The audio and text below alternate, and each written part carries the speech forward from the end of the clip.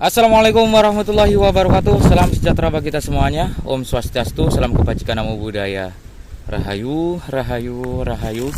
Teman-teman, di depan kita ini adalah Sungai Brantas yang merupakan saksi bisu tentang pelarian Raden Wijaya. Tercatat dalam prasasti Udadu, di mana ada 13 lempengan yang mengisahkan tentang pelarian Raden Wijaya. Dan di depan kita inilah yang menjadi saksi bahwa 600 pengikut dari Raden Wijaya sampai di sini tinggal 12 pengikut saja, saudaraku. Karena memang di waktu itu berbagai macam pertempuran maupun pembantaian maupun prajurit-prajurit yang gugur itu memang banyak yang meninggal di tempat ini. Dan kami akan perlihatkan beberapa tempat, yaitu yang menjadi saksi bahwa jauh di sana, kisaran beberapa kilometer, terdapat gunung yang bernama Gunung Butak. Disitulah merupakan jalur pelarian Raden Wijaya dari Singosari, dikejar oleh prajurit maupun para punggawa maupun para panglima dari Jayakatwang Kediri. Nah, kita lihat saudaraku, dan coba kita turun dulu untuk melihat gunung yang bernama Gunung Butak. Nah, di sini kita bisa melihat secara jelas Gunung Butak. Bagaimana susah payahnya ya dengan 600 prajurit dari Singosari melintasi maupun menaiki gunung yang bernama Gunung Butak. Dari situlah sampailah kepada daerah yang bernama Kepulungan. Raden Wijaya berhenti sejenak dengan beberapa strategi perangnya. Namun di situ meskipun melakukan ataupun mendapatkan kemenangan, beberapa waktu kemudian selang satu malam prajurit Raden Wijaya beserta Raden Wijaya diserang lagi oleh prajurit Jayakatwang di Kepulungan. Disitulah tempat perang yang paling hebat. Dan beberapa malam kemudian sampailah di desa yang saya pijaki saat ini, yang bernama Desa Rubacarat, yang saat ini menjadi Desa Carat, teman-teman. Dan disinilah mengisahkan tentang pertama kali munculnya bendera merah putih yang dikibarkan oleh prajurit Jayakatwang. Dan di tempat inilah Arda Raja yang saat itu masih mengikuti Raden Wijaya memilih untuk berkhianat, lari dan bergabung dengan prajurit ayahandanya Jayakatwang. Dan sebagai tempat bahwa di sini merupakan sejarah yang sangat luar biasa, dua arca Dwara Pala dengan panjang ataupun dengan tinggi 2 meter, teman-teman, menjadi saksi bahwa di tempat ini dulu di tahun 1292 merupakan tempat yang sangat ramai dan mengisahkan berbagai macam kepiluan maupun kesengsaraan dari Raden Wijaya. Nah, ini adalah arca Dwara Pala dengan tinggi 2 meter dan lebarnya ya ini kisaran 1,5 meter dengan diameter kisaran 3 meter, saudaraku, dan dipahat dengan batu yang sangat utuh berbahan batu andesit yang luar biasa. Nah, Dwara Pala ini menjadi saksi sebuah gerbang pintu masuk pelabuhan Porong, yang dimana di tempat ini ya Raden Wijaya ya sesudah memutuskan untuk mendirikan kerajaan Majapahit, di situ Raden Wijaya bergabung dengan kerajaan Mongol untuk menyerang kerajaan dari Kediri yang dirajai oleh Jayakatwang. Kita coba lihat, saudaraku.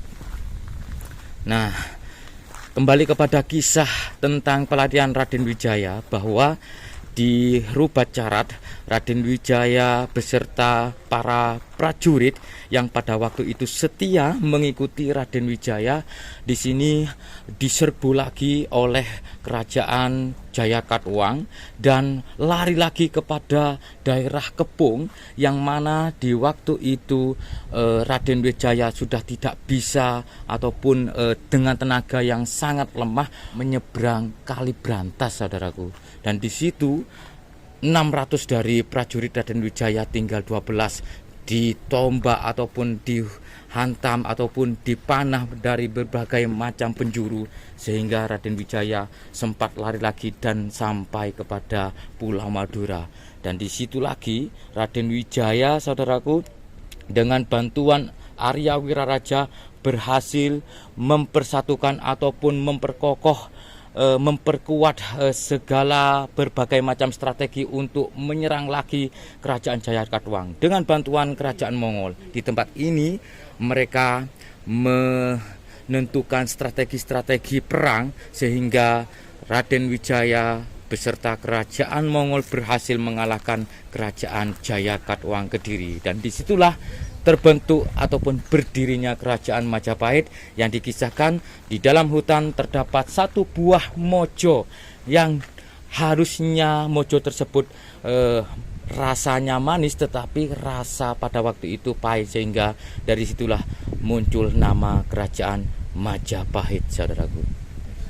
Oke teman-teman, di desa Carat yang dulunya bernama Rubat Carat, disinilah kami mendapati arca yang cukup besar, super raksasa, dengan berdiri di kedalaman kisaran 2 meter. Nah, di sini sudah disediakan anak tangga. Kita coba turun melihat dua rapala sebagai pintu gerbang untuk menyambut kerajaan Mongol pada waktu itu.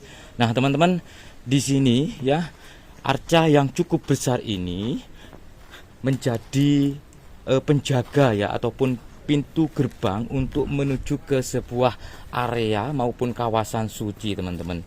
Nah, kalau kita melihat secara bentuknya memang tidak beda jauh dengan bentuk ataupun posisi tubuh ya, posisi posturnya di beberapa candi yang lain, karena memang khas sekali arca Dwarapala itu posisi kakinya itu memang agak bersimpuh. Namun di sini ada perbedaan ya. Kalau biasanya di beberapa candi arca Dwarapala itu memegang godo atau memegang pentung begitu, tapi di sini hanya tidak memegang apa-apa ya, namun di bagian dada terdapat sebuah selendang begitu yang cukup besar. Nah, seperti ini ya, dan beberapa untuk face-nya ataupun wajahnya itu kelihatan sudah pada aus, teman-teman, sehingga seperti pola mata, hidung maupun mulutnya ini sudah tidak terlihat lagi seperti rata begitu, tapi di beberapa sisi yang lain itu masih kelihatan seperti bentuk tangannya ya. Nah, ini seperti mengepal begitu ya, mengepal kepada lutut, dan dia mempunyai gelang, saudaraku. Dia mempunyai gelang tangan begitu ya. Nah, seperti ini ada pola bulat dan seperti mengitari begitu ya, mengitari tangannya. Dan di sini ada terlihat begitu arca Dwarapala ini sepertinya memakai sabuk. Nah, seperti ini teman-teman, di bagian perut ya terlihat ada lilitan begitu ya, seperti sabuk. Dan untuk postur dari bagian perutnya itu memang agak buncit, teman-teman. Nah, seperti ini ya. Dan kita lihat bagian tangannya mengepal begitu, seperti apa ya, kalau kita lihat seperti raksasa ya. Ini sangat besar sekali. Padahal ya secara sumber daya alam di sini itu tidak begitu banyak batuan-batuan besar. Tapi ini cukup jauh juga dengan pegunungan, sehingga bisa dipastikan juga bahwa batu yang besar ini memang diambil dari gunung, seperti gunung di sebelah selatan sana ya, terdapat gunung Penanggungan. Nah, bagaimana ya mereka mengangkat batu yang besar dengan bobot kisaran mungkin lebih dari 1 ton ini, teman-teman. Dan ini ada 2, dan di bagian kepalanya terlihat ada yang melilit di bagian kepala, sepertinya mereka memakai tali ikat kepala. Loh, seperti itu. Kita coba bergeser kepada arca Dwarapala yang kedua. Nah, di situ teman-teman ini ada perbedaan ya, tidak sama begitu dengan arca yang barusan, karena di sini ada perbedaan seperti beberapa ornamen di dalamnya. Meskipun kesamaannya dia memakai selendang juga, tapi di sisi sini dia agak bersimpuh begitu saudaraku. Dan untuk posisi wajahnya ya seperti lebih apa ya, lebih besar bagian sini, dan sama-sama juga memakai tali ikat kepala juga. Nah seperti ini teman-teman, bisa dilihat di bagian belakang. Nah ini juga memakai selendang serta ada gelang lengannya juga, Insya Allah. Dan ini masih tertimbun teman-teman, ada bagian yang memang masih tertimbun, tadi tidak sepenuhnya terlihat ya. Di bagian bawah ini masih tertimbun tanah kisaran mungkin 1,5 meter ya, karena ini cukup dalam juga. Dan memang posisinya dari zaman kerajaan Majapahit ya, ini sudah seperti ini, tidak ada pemindahan posisi ya. Nah memang cukup seperti ini. Dan antara arca Dwarapala yang ini ya dengan yang sana itu kisaran mungkin ada 10-15 meter, sehingga bisa dipastikan bahwa gerbang ini sebagai pintu masuk ya menuju ke ruangan, dan arca Dwarapala ini menghadap ke barat, menghadap ke Sungai Brantas yang pada zaman itu menjadi pelabuhan Porong, saudaraku. Luar biasa ya.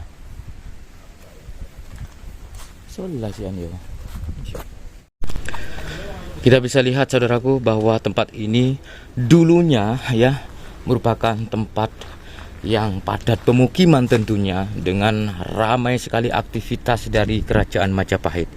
Karena di sini sebagai saksi untuk menyambut kerajaan Mongol yang akan membantu kerajaan Majapahit untuk menaklukkan kerajaan Jayakatwang. Dan arca Dwarapala ini sampai saat ini berdiri kokoh begitu, yang menghadap ke Sungai Porong sebagai tempat maupun gerbang maupun pelabuhan dari zaman itu, saudaraku.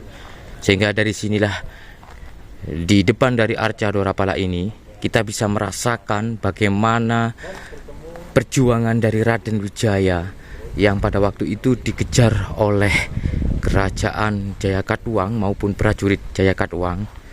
Mereka bersusah payah lari tunggang langgang begitu, namun dari kesatuan maupun strategi mereka bisa mengalahkan kerajaan Jayakatwang. Nah, arca Dwarapala ini merupakan tempat yang sangat sakral dulunya. Bahkan dari beberapa warga di zaman kolonial, di sini sempat juga pernah ditemukan beberapa inskripsi yang sudah tidak tahu inskripsi tersebut sudah hilang begitu, saudaraku.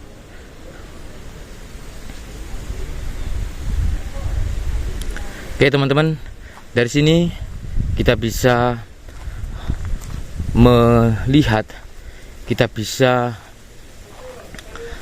membayangkan bagaimana perjuangan para leluhur untuk menyatukan Nusantara. Karena dari Raja Raden Wijaya lah, dari kerajaan Majapahit lah, sehingga timbullah maupun lahirlah seorang Mahapatih Gajah Mada yang mempersatukan Nusantara pada waktu itu. Sehingga sampai saat ini nama Nusantara juga menjadi bagian dari nama ibu kota Nusantara yang ada di Kalimantan.